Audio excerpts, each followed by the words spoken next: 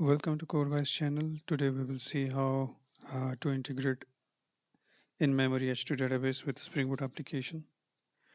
For that, we first need to go to start.spring.io web page. This is where we will build our Spring Boot microservice. Make sure you are selecting Maven project if you are running the Maven based application. Select language as Java. Let 2.7.5 version of Spring Boot application be the same. And since I'm using Java version 17, so I'm using Java 17. Otherwise, you can select the respective Java version you have in your system. My packaging is jar packaging, so I've selected jar. Otherwise, you can select var.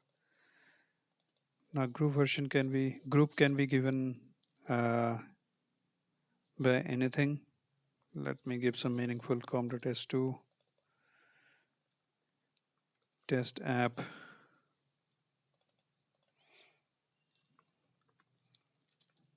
Test app. Let the package name be test com.s2. So the important thing is what dependency we need.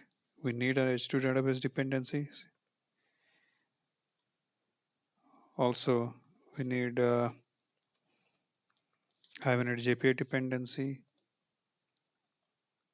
Lombok dependency, and if we are exposing any endpoint through RESTful web service, then we will need Spring Web as well. Now Control Enter to generate the zip file.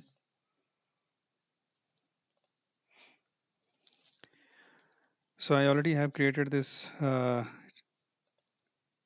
test app Spring Boot application, which is resided under backend folder, and further I have imported this test app application through IntelliJ. Alright, select the backend test app, click OK, and it will import. Now once the application has been imported properly, this will take a while if you start this application for the first time to download all the Maven dependencies. And once everything has been imported, these are the dependencies we have. Control O to shorten the dependency details. These are all the dependencies. Now the next thing is the H2 database configuration and application properties. Spring H2 console enabled equal to true tells that we need H2 console database, H2 console dashboard to be visible in the browser. We will see that in a while.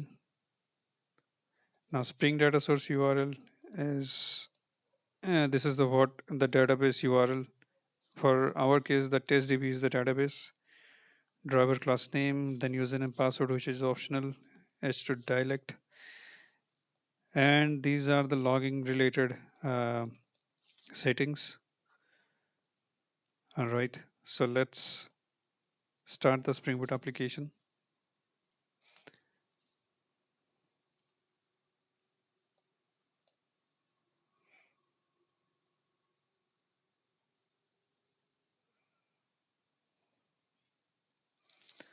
Okay, so the Spring Boot application has been started under port 8080, and we have H2 console endpoint as well.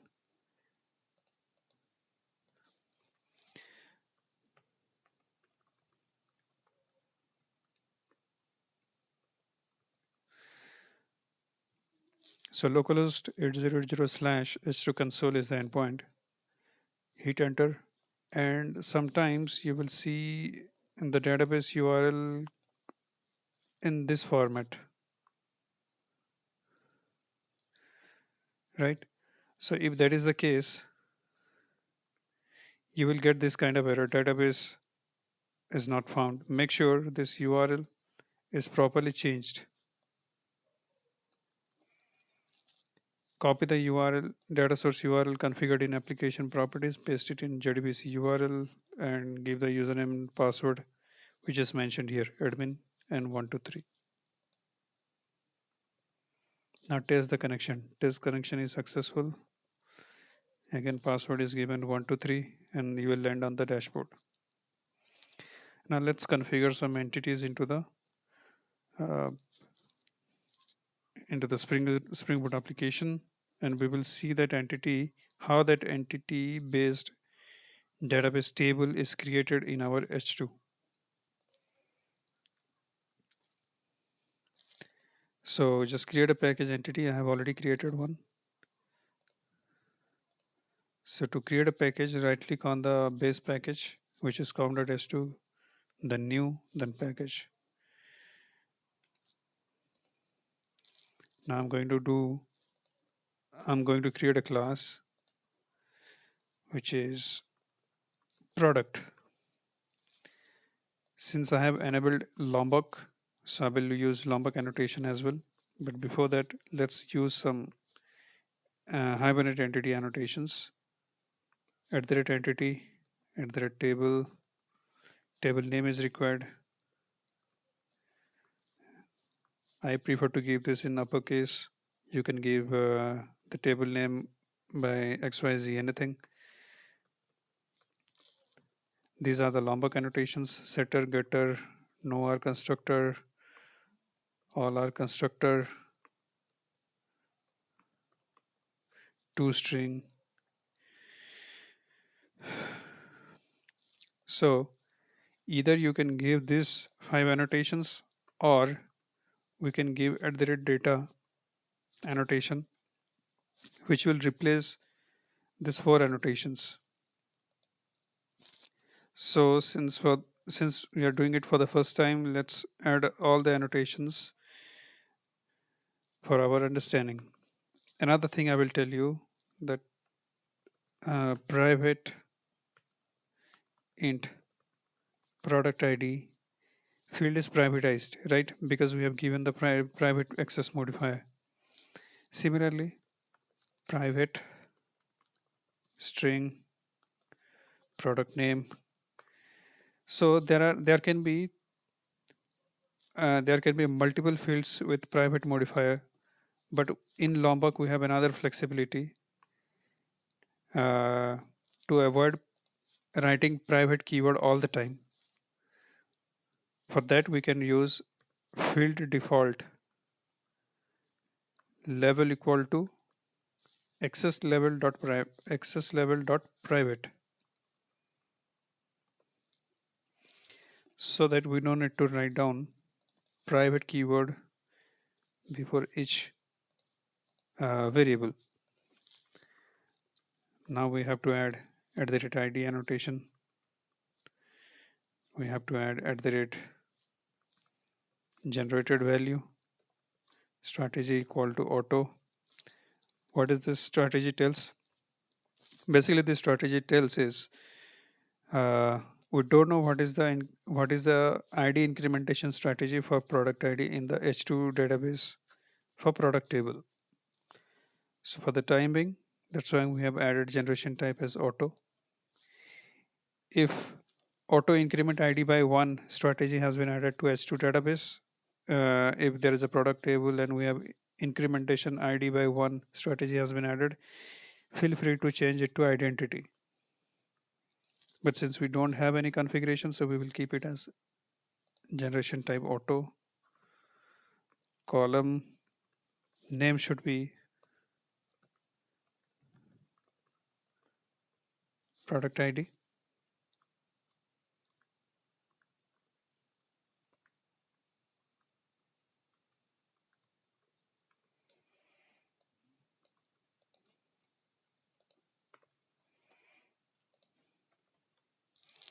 And the second column name should be product name. Control A, Control Shift F. All right. Now that the entity has been created, let's restart the Spring Boot application.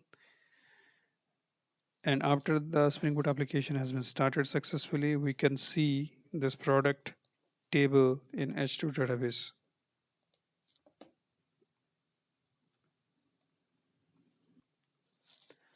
Okay, the Spring Boot application is up.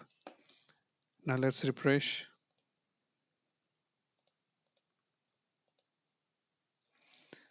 The product information is already there.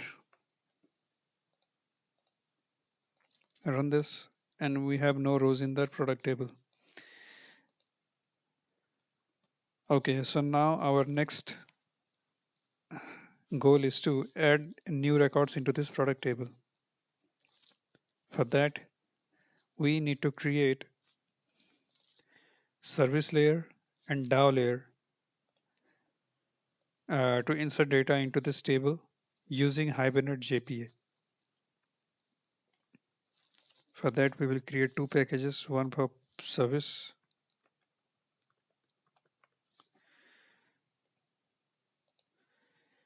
another one for um, DAO.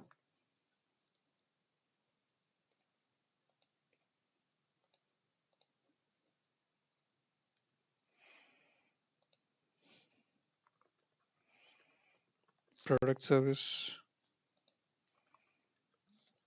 At the rate service is the stereotype annotation we will add to tell Spring container that, hey, this is my service layer. And for the timing, I will add transactional annotation at the class level to tell Spring container again to tell Hibernate that all the methods should be running under transaction. Public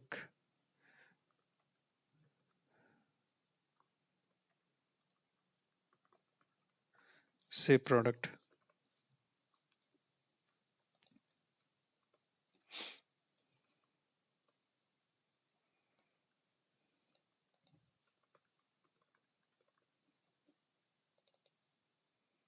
This will be save or update product. Get all products. Get product. Delete product. Now save or update product method requires a product object to be saved into the database. We will see what we will do in this method. And get all products will return list of product. Get product will return a single product object. Delete product returns nothing. Now again, get product also requires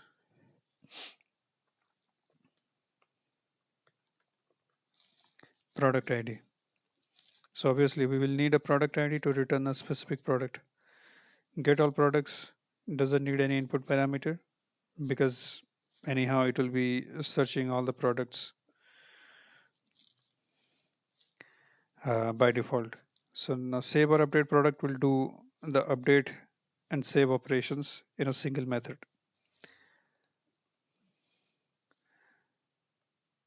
Now there is another one annotation that belongs to Lombok, which is required R constructor.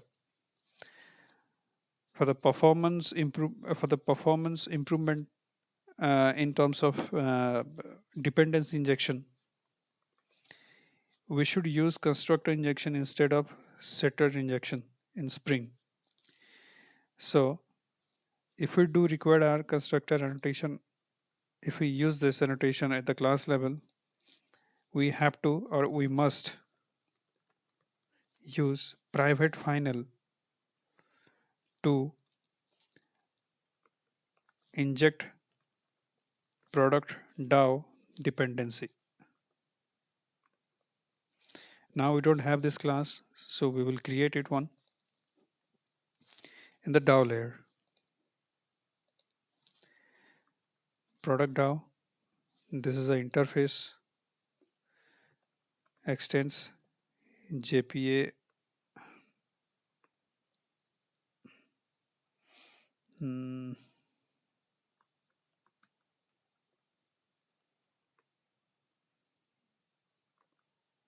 repository. First generic type is product. Second generic type is the sequential ID, which is and the data type of sequential ID, which is integer type. Okay.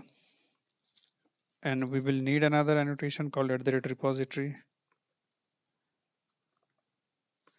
to tell this is my repository, or this is another stereotype annotation. So we can define our own method here, our own custom query. But as of now, we will rely on the default queries given by the JPA repository.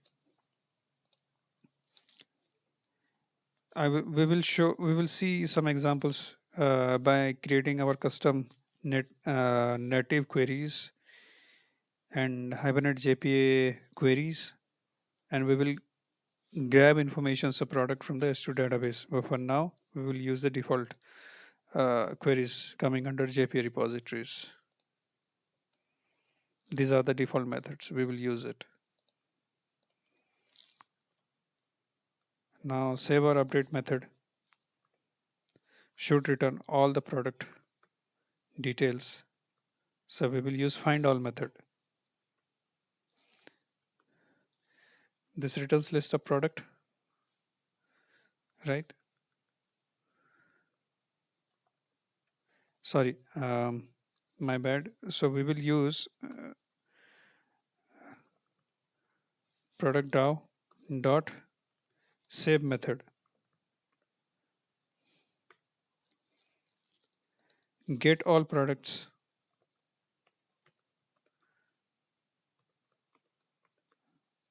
will return list of product details. So we will use find all method.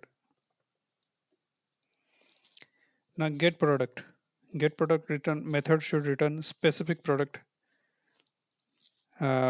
searched by this product ID. Product dot find by ID method we have.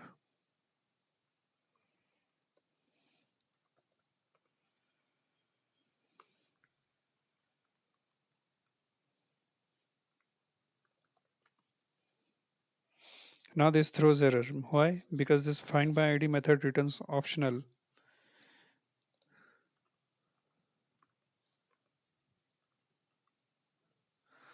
So this optional class, what we did is like by telling or else null tells that if find by ID method does not have any return value, then the default value should be null.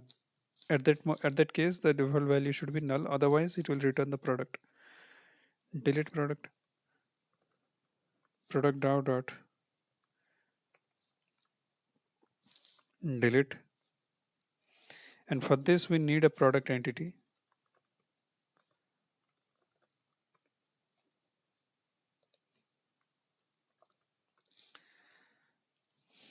Okay. So we have another option to delete.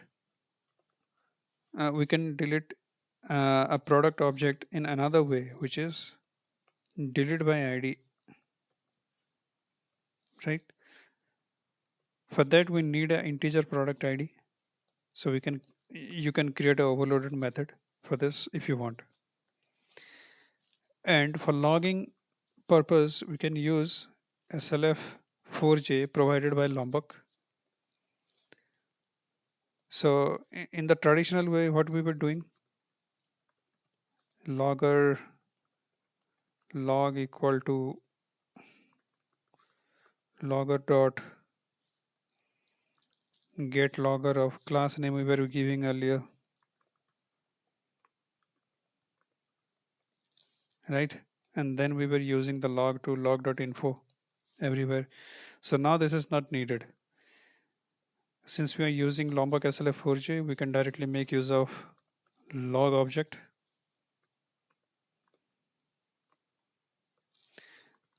Inserting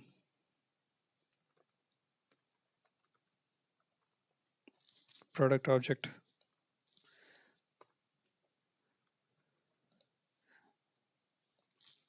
inserting finding all product objects. Feel free to skip this part if you are familiar with this.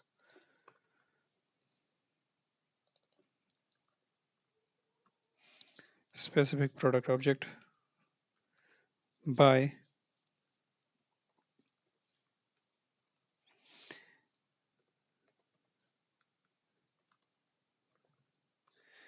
so this curly bracket in the string, it does the interpolation.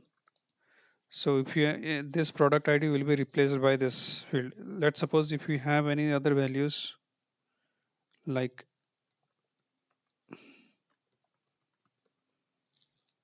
string data, and if you're passing data here, and if you write down something, so just put a curly bracket, and this product ID will be replaced by the first curly bracket, and data will be replaced by the second curly bracket, like so.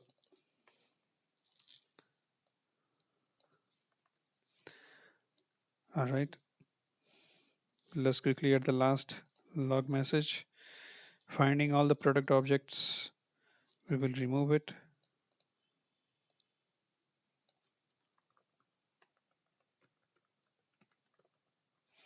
Deleting product object by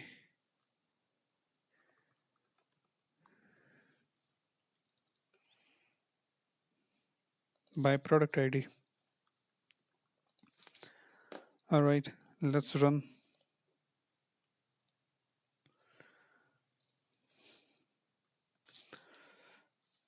Okay, our Spring Boot application has started again.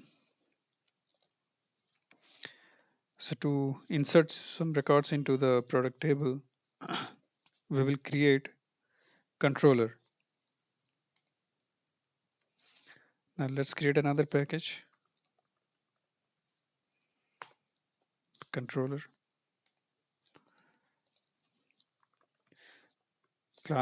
Controller class name will be product controller. REST controller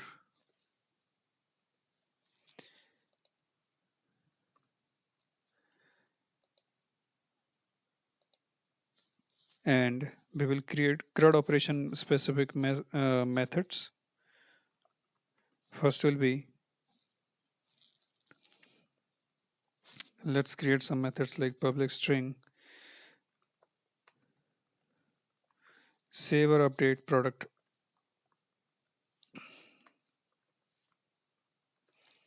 This will be obviously post mapping. Value will be save or update.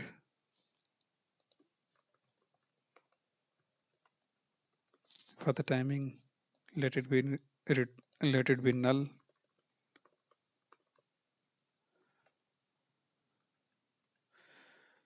Second method is delete, and here we will expect request.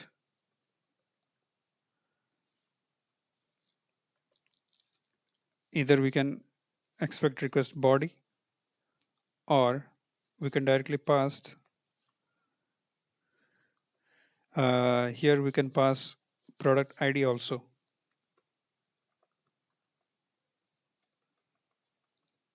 Here you can pass product ID as a path variable. To grab the path variable, we will use path variable.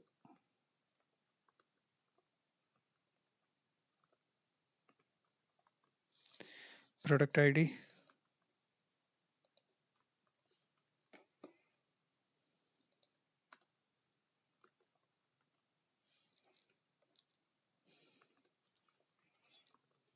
String product ID.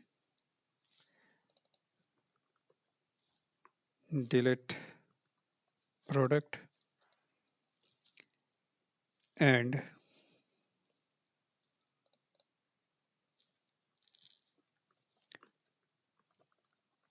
get all products,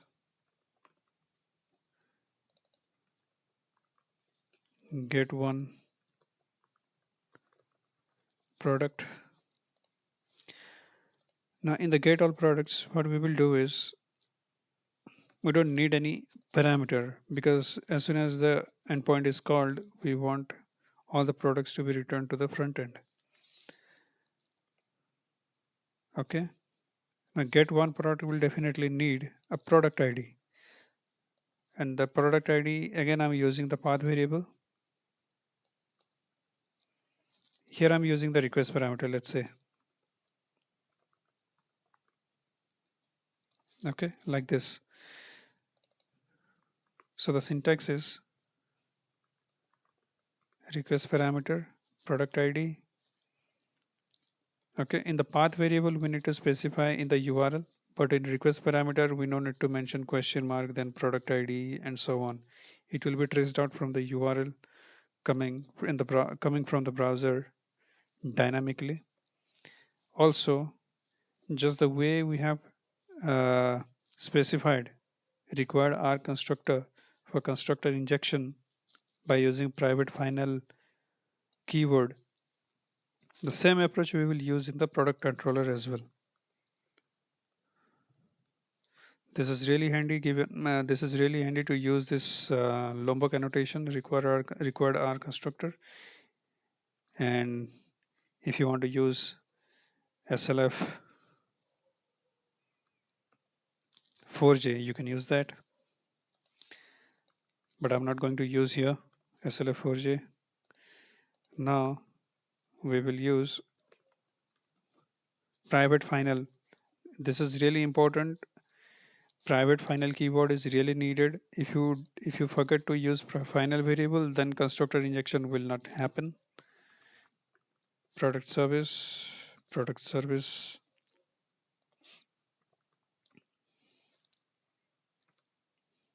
save or update product. Here we need a product details, so the product detail will be coming in request body.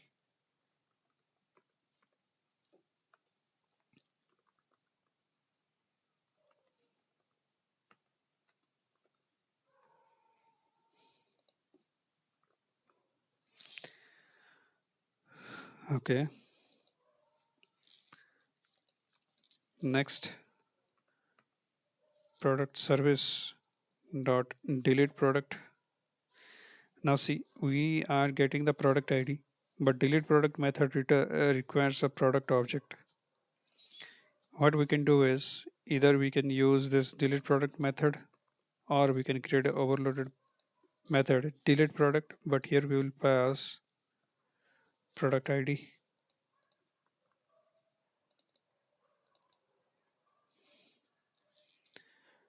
Okay, either way is fine. Delete by ID.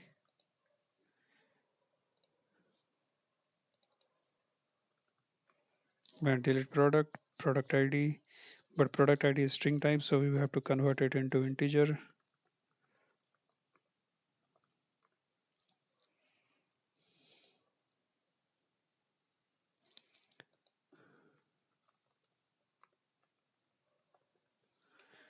This is required.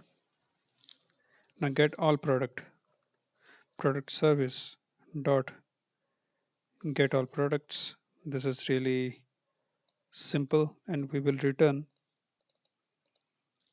instead of string we will use custom response type. I will tell you uh, how to do that but for now let's move on.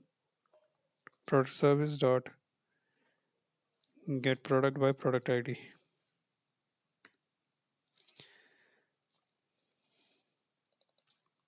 Again, integer dot parseInt product ID. All right. So now let's see what should we do for the response type. String is also fine, but make sure we are returning the string type. But for now, we will use response entity. It's a generic type, response entity type of object. So since here we are not returning anything, So we can make void as well and return new response status.ok. So what I did is we are not returning any data to the front end during save operation.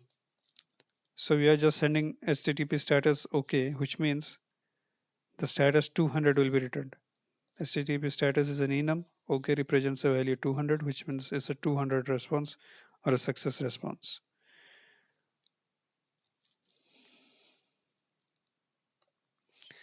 So again, delete method also doesn't return anything. So it's a void.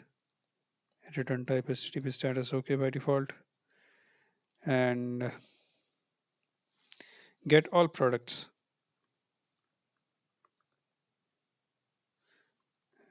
Response entity, it returns list of products, right? So list product.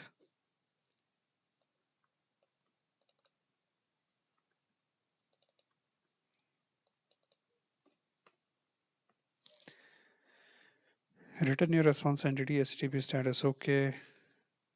Also we need list of data, right? The first argument is what we are sending for list of all products.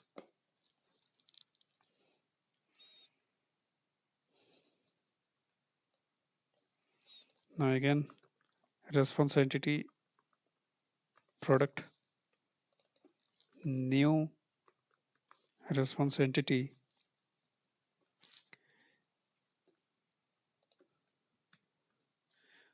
a product.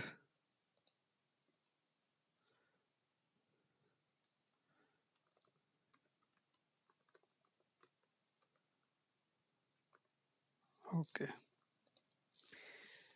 There is another approach, guys. We can write down the return statement like this as well. Return response entity dot of response entity dot OK product.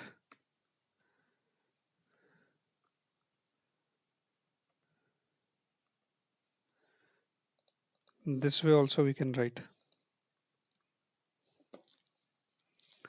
So let's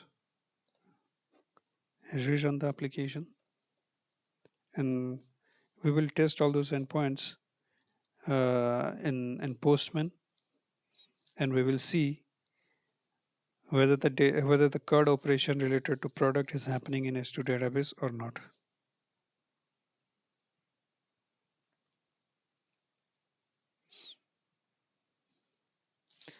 Okay, the application has been started. Let's go to Postman, and if you open the Postman for the first time, there will be there is no endpoint setup. So it will be looking like this. Go to click on collection, click on create new collection, expand new collection, add a request. First request type we will see post request. We have to insert new records, right? http:// localhost 8080/ save or update. Let me quickly check what is the endpoint. Save or update. Better to copy paste. And we need request body to be sent. So for that, go to body tab, go to raw, change it to JSON, and we will see we will need the JSON object for this product to be sent. Easiest way is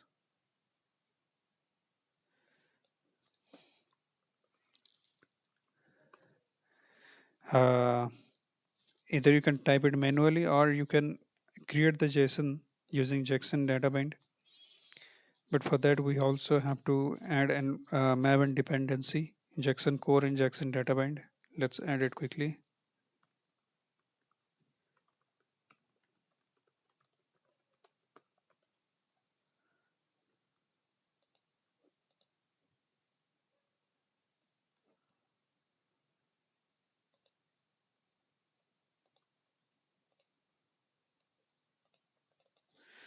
Now let's add it to the pom.xml.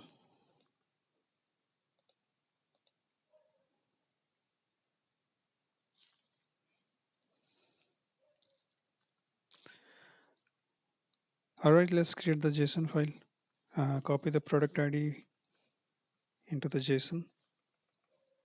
Make sure the name and value pair should be enclosed in the in double inverted comma. Product ID is integer type, so it should be enclosed. It shouldn't be enclosed in double inverted comma. Next is product name. Product name is string type.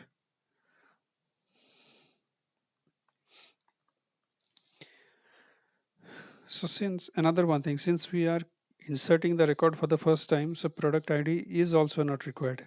Only the product name is enough. Let's see whether we are able to insert the record or not. I will open this in a debug mode.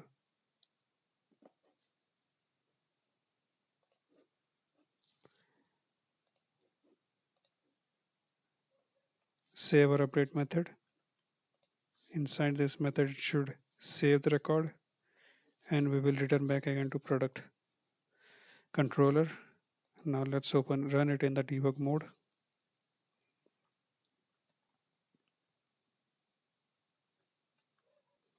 Okay, the application has been started. This is my payload. Let's send the request. Okay, the flow of execution come to the controller layer.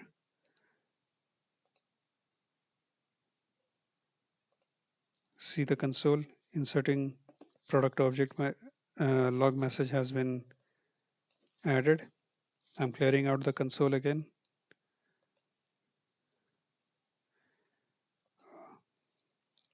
Okay.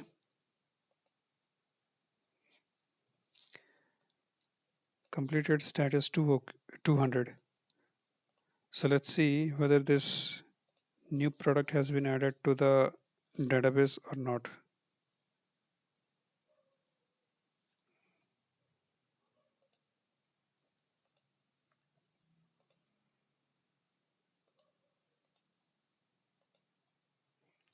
Okay, the product has been added.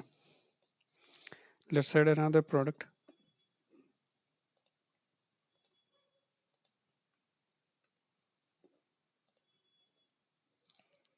Now that we know this is already working as expected, so we will remove the breakpoints.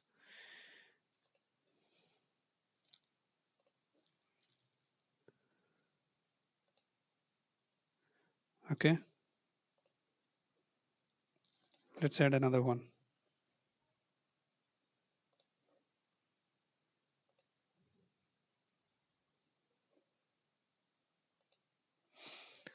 Okay, let's update this second product, P2 to P4.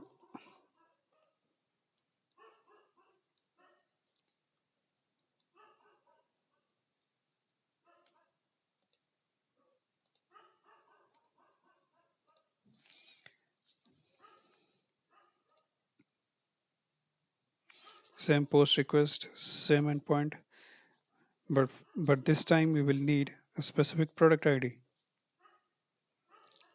For that, we will go to product, copy the key which should be added in the JSON payload, and the ID and the product ID which we want to update is 2.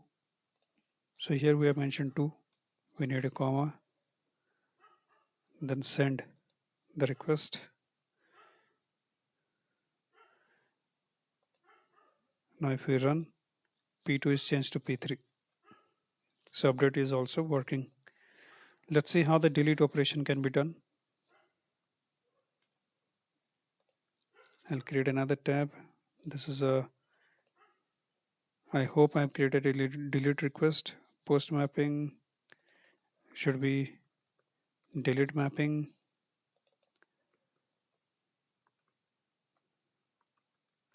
Get mapping. and there should be a get mapping as well.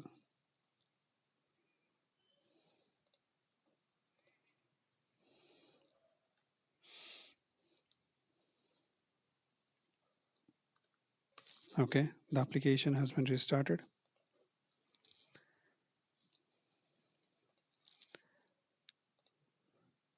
We will insert another record, P3.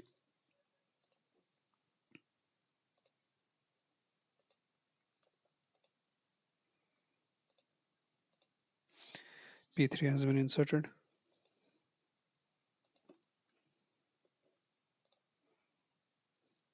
Okay, P4 has been inserted. So I'm not going to show the update operation. This will work. So now for delete, we don't need any payload, and the endpoint is delete/delete. And also we need a path variable product ID. Let's say we want to delete the last record, which is P4, and the ID is 2. Product ID is 2. We will pass product ID as 2. This is delete endpoint. So let's hit the request. Status is 200. Here also we got the 200. Let's run this query, and we have one record. Now we will insert a couple of more records. Again, we will insert P4. We'll insert P2. We'll insert P1 also. Let's see how many records we have. So many records. Now we will execute the get request. I think it's a get all request.